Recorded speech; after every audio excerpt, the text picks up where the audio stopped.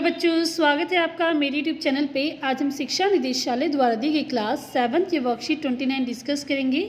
Subject है बच्चों इस वर्कशीट का विज्ञान और डेट है बच्चों इस वर्कशीट की 29 जनवरी 2021। यहाँ पर आप अपना नाम लिखेंगे, यहाँ पर आप अपने कक्षा अध्यापक का नाम लिखेंगे। तो स्टार्ट करते हैं बच्चों आज की वर्कशीट। आज की वर्कशीट को स्टार्ट करने से पहले आप सबसे मेरी रिक्वेस्ट है कि आप सब मेरे चैनल ऋषभ कंप्यूटर क्लासेस को सब्सक्राइब कर दें, जिन बच्चों ने अभी तक मेरे चैनल को सब्सक्राइब नहीं किया हुआ है। तो देखते हैं आज की वर्कशीट। आज की वर्कशीट में पढ़ेंगे प्रकाश गोलीय दर्पणों का से खेल। तो गोलीय दर्पणों के बारे में पढ़ेंगे। तो स्टार्ट करते हैं। क्या आप कभी किसी स्टेनलेस स्टील की नई प्लेट या चम्मच में अपना प्रतिबिंब देखा है? तो आपने कभी देखा होगा स्टेनलेस स्टील की नई प्लेट आई हो या नई चम्मच आई हो आपके घर में, तो आपने उसमें अपना प्रतिबिंब देखा होगा। यदि नहीं तो आज ही रसोई में जाइए और अपने प्रेक्षण को लिखिए। तो आप जाएंगे रसोई में और चम्मच और प्लेट लेकर उसमें अपनी प्रतिबिंब देखने की कोशिश करेंगे और उसमें देखेंगे कि आपको क्या दिखाई दे रहा है। तो उसमें आपको क्या दिखाई देगा? आपको अपनी फ़ोटो, अपनी इमेज दिखाई देगी। ठीक है, अपना प्रतिबिंब दिखाई देगा। यदि हाँ, अगर आपने इससे पहले किया हुआ है तो समय है एक बार फिर से देखने का। तो अगर आपने पहले देखा हो तो उसको आज फिर से रसोई घर में जाके देखेंगे। नेक्स्ट है, चम्मच का चमकदार वर्कित सतह एक दर्पण की तरह कार्य करता है। तो चम्मच का जो वर्कित सतह होती है इसको क्या बोलते हैं? वो एक दर्पण की तरह काम करती है। गोलीय दर्पण वर्कित दर्पण का सबसे अधिक सामान्य उदाहरण है।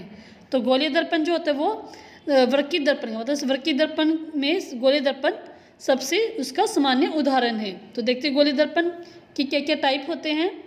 तो ये हमारे टाइप इसमें, यदि किसी गोलीय दर्पण का परावर्तक पृष्ठ अवतल चम्मच का भीतरी पृष्ठ है तो वह अवतल दर्पण कहलाता है। तो इसमें क्या कहा है, जो गोलीय दर्पण होता है उसमें जो हमारा परावर्तक पृष्ठ मतलब जो हमारे पास किरणें आती है उसको परावर्तन करने वाली जो सतह है वो अवतल है। अवतल का मतलब जो चम्मच के अंदर वाले पार्ट होते हैं ना उसको बोलते हैं अवतल। वो अवतल जैसी शेप होती है उसकी।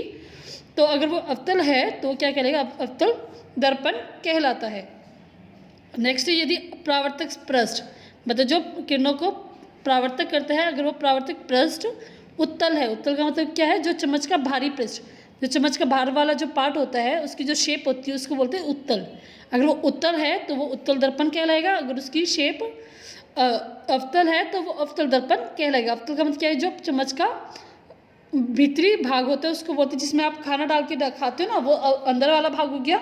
और जो आपको बाहर की तरफ दिखाई देता है वो आपको हो गया भारी भाग। तो भारी भाग उसमें होता है उत्तल और भीतरी भाग होता है बच्चों उसमें अवतल। तो अवतल शेप है तो अवतल दर्पण और उत्तल है तो उत्तल दर्पण कहलाएगा। तो यहाँ पे इसके नाम लिखे हैं, अवतल दर्पण है, उत्तल दर्पण। तो चम्मच का पृष्ठ भीतरी भाग का क्या होता है? यहाँ पे जैसे एरो है इसका होता है कि वो भीतरी भाग है तो अवतल दर्पण है। और इसका एरो अगर बाहर है तो इट मीन्स क्या है? वो उत्तल दर्पण है। इसका मतलब क्या है? यहाँ से इसकी शेप ऐसे बनेगी, जैसे देखो इसकी शेप ऐसे बनेगी तो ये हो गया हमारा उत्तल दर्पण। और इसमें इसकी शेप बनेगी बच्चों यहाँ पे, इसकी शेप यहाँ पे बाहर की तरफ आएगी और इसकी शेप आएगी बच्चों अंदर की तरफ। तो ये हो गया हमारा उत्तल दर्पण। ये उत्तल दर्पण हो गया। ये होगा क्योंकि इसमें अंदर की तरफ आ रहा है और इसमें हमारा बाहर की तरफ जाएगा। ठीक है, तो ये हो गया हमारा इस प्रकार बनेगा ये। तो ये हो गया हमारा बाहर की तरफ, ये अंदर की तरफ। तो ये हो गया उत्तल एंड अवतल दर्पण। नेक्स्ट है प्रतिबिंब। दर्पण से परावर्तन के कारण किसी वस्तु की जो छवि बनती है उसे उस वस्तु का प्रतिबिंब कहते हैं। तो दर्पण से अगर जो परावर्तन होती है उसकी वजह से जो वस्तु की जो छवि बनती है उसको क्या कहते हैं? उस वस्तु का प्रतिबिंब कहते हैं। तो गोलीय दर्पण द्वारा प्रतिबिंब का निर्माण किस प्रकार होता है? पर्दे पर बनने वाले प्रतिबिंब को वास्तविक प्रतिबिंब कहते हैं। समतल दर्पण द्वारा बने प्रतिबिंब को पर्दे पर प्राप्त नहीं किया जा सकता। तो जो प्रतिबिंब हम पर्दे पर प्राप्त कर सकते हैं उसको हम कहेंगे वास्तविक प्रतिबिंब। और जो हमारा समतल दर्पण होता है उसमें जो हम प्रतिबिंब बनता है उसको हम पर्दे पर प्राप्त नहीं कर सकते, इसलिए उसके से जो प्रतिबिंब बनता है उसको क्या कहते हैं? आभासी प्रतिबिंब कहते हैं। तो इट मीन्स क्या, प्रतिबिंब दो टाइप के हो गए हमारे, एक हो गया वास्तविक प्रतिबिंब, एक हो गया हमारा आभासी प्रतिबिंब।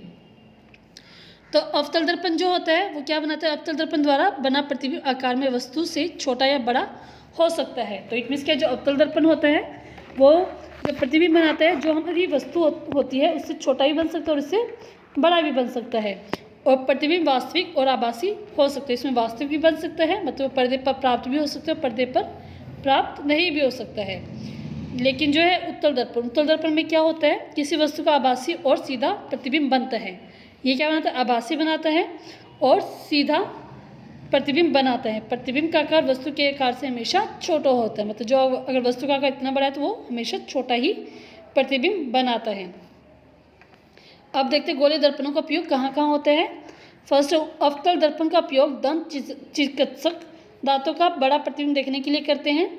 आपने देखा होगा कि जो डेंटिस्ट होते हैं, जैसे यहाँ पे आपको दिखाई दे रहा है, ये जो डेंटिस्ट हैं ये क्या कर रहा है, दांतों को देख रहा है, बच्चे के दांत, ये इसके लिए कौन सा ये मिरर यूज़ कर रहा है, उसको बोलते हैं अवतल दर्पण। ठीक है, अवतल दर्पण है क्योंकि इससे क्या इमेज हमारी प्रतिबिंब हमें बड़ा दिखाई देता है।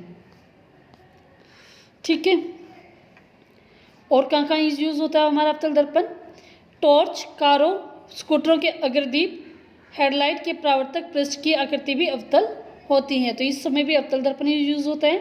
नेक्स्ट है उत्तल दर्पण। उत्तल दर्पण क्या होता है, उत्तल दर्पण का उपयोग गाड़ियों के पार्श्व दर्पण, साइड मिरर तथा पश्च दर्पण के रूप में किया जाता है। उत्तल दर्पण का उपयोग जो हमारे यहाँ पे मिरर होते हैं, ये दिखाई दे रहा है आपको, इसमें क्या यूज़ हो रहा है बच्चों, उत्तल दर्पण यूज़ हो रहा है, ताकि हमें जो है दूर की चीज़ें थोड़ी छोटी दिखाई देती है। इसमें हमने पढ़ा था कि इसमें हमेशा छोटी ही दिखाई देती हैं। अब हम कहते हैं इस वर्कशीट के क्वेश्चन आंसर। स्टेनलेस स्टील चम्मच का कौन सा पृष्ठ अवतल दर्पण और कौन सा पृष्ठ उत्तल दर्पण की तरह काम करता है। तो हमने अवतल दर्पण पढ़ा था किस तरह काम करते हैं, चम्मच के भीतरी पृष्ठ की तरह, और उत्तल दर्पण चम्मच का बाहरी पृष्ठ। तो इसमें आप लिखेंगे फर्स्ट क्वेश्चन में अवतल दर्पण के सामने आप लिखेंगे चम्मच का भीतरी पृष्ठ, उसमें आप शेप बना देंगे, और इसमें लिखेंगे उत्तल दर्पण में लिखेंगे चम्मच का बाहरी पृष्ठ, तो इसमें आप ये वाली शेप बना देंगे। ठीक है बच्चों, तो क्वेश्चन नंबर फर्स्ट में आप ये लिख देंगे। नेक्स्ट क्वेश्चन है, किसी उत्तल दर्पण द्वारा बने प्रतिबिंब की दो विशेषताएं लिखिए। तो उत्तल दर्पण की विशेषता हमें पता है, ये सेकंड क्वेश्चन हो जाएगा हमारा। उत्तल दर्पण द्वारा किसी वस्तु का आभासी और सीधा प्रतिबिंब बनता है, प्रतिबिंब का आकार वस्तु के आकार से हमेशा छोटा होता है। तो ये आपका सेकंड क्वेश्चन का आंसर हो जाएगा। नेक्स्ट है, अवतल दर्पण की कोई दो उपयोग लिखे। अवतल दर्पण के उपयोग हमने पढ़ा था, वो डेंटिस्ट यूज़ करते हैं, दंत चिकित्सक।